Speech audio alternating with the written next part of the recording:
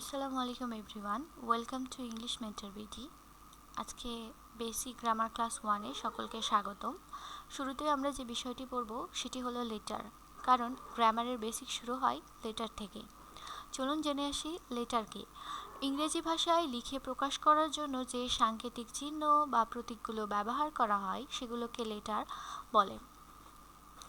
উপরে দেখা যায় বেসিক গ্রামার ক্লাস 1 লেখা আছে।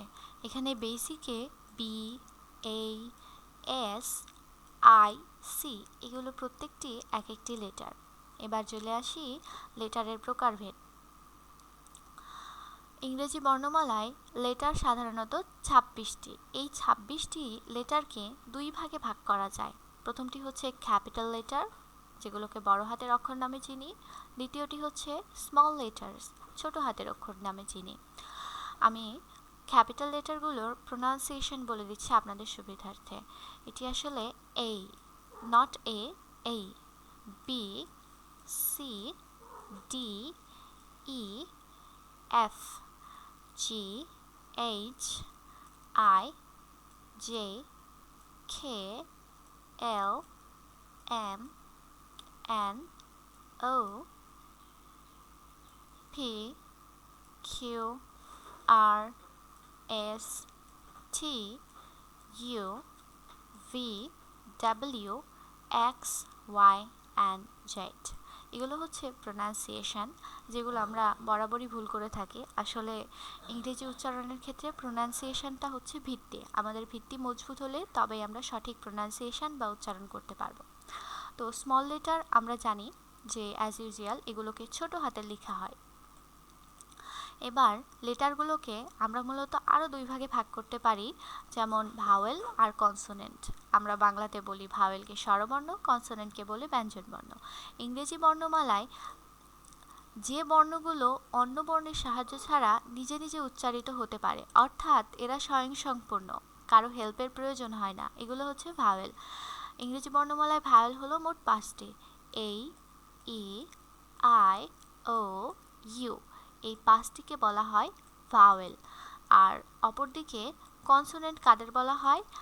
কনসোনেন্ট হচ্ছে ভাওয়েলের সাহায্য ছাড়া যারা নিজে নিজে উচ্চারিত হতে পারে না, অর্থাৎ এদেরকে উচ্চারিত হতে হলে অবশ্যই ভাওয়েলের সাহায্য নিতে হয়।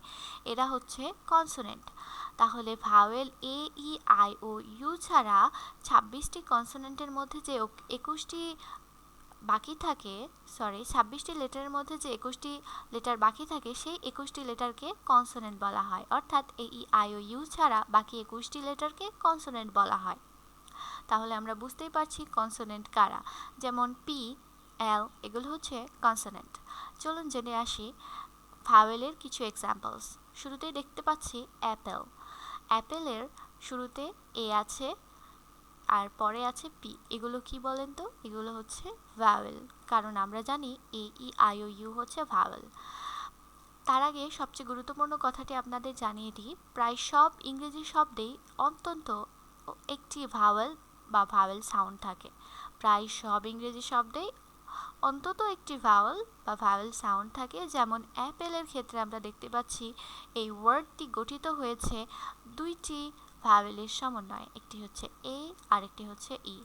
ঠিক একইভাবে বুক এ ও এর সমন্বয়ে গঠিত হয়েছে, অর্থাৎ ইংরেজি শব্দ গঠন করার ক্ষেত্রে একটি হলেও আমাকে ভাওয়েলের সাহায্য নিতে হবে। পরে দেখতে পাচ্ছি ফ্লাই। ফ্লাই শব্দটি গঠিত হয়েছে ওয়াই নিয়ে। ওয়াই আসলে কি? ওয়াই হচ্ছে একটি ভাওয়েল। পরবর্তীতে আমরা দেখতে পাচ্ছি ইয়েলো। অনেকে আমরা ভুল করে থাকি যে ইয়েলোর প্রথমে ওয়াই আছে, ওয়াইটি হচ্ছে ভাওয়েল। নো, এই ওয়াইটি একটি কনসোনেন্ট, কারণ যখন আমরা শব্দের শুরুতে ওয়াই পাবো সেটি হয়ে যায় কনসোনেন্ট, আর যদি শব্দের শেষে ওয়াই থাকে সেটি হয়ে যায় ভাওয়েল। তাহলে ইয়েলো, ইয়েলো শব্দটিতে আমাদের দুইটি ভাওয়েল আছে, একটি হচ্ছে ই, অপরটি হচ্ছে ও। আশা করি ক্লাসটি আপনাদের ভালো লেগেছে, এবং মানুষ যেহেতু ভুল ত্রুটির ঊর্ধ্বে নয়, আমি যদি এই ক্লাস চলাকালীন সময়ে কোনো ভুল করে থাকি ক্ষমা সুন্দর দৃষ্টিতে দেখবেন। ধন্যবাদ।